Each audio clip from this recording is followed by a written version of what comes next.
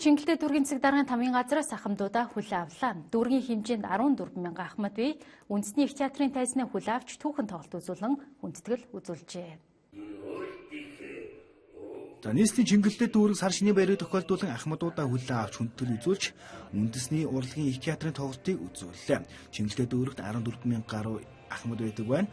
Хороогоор нь хүлээн авч хүндэтгэл үзүүлсэн байна.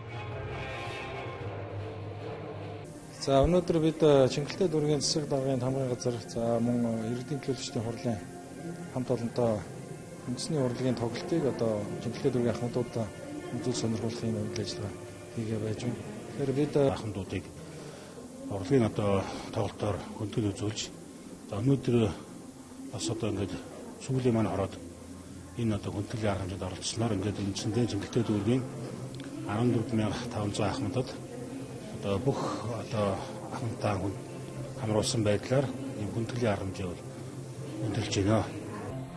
Чингэлтэй дүүргийн ахмадын хорооноос мөн ахмадуудынхаа эрүүл мэндэд анхаарч үйлчлэг онцлогоонд тогтмол хамруулдаг байна. Мөн зарим хороодын ахмадуудад түлээн үрс болон сар шинийн баярыг тохиолдуулан гарын бэлэг өгчээ.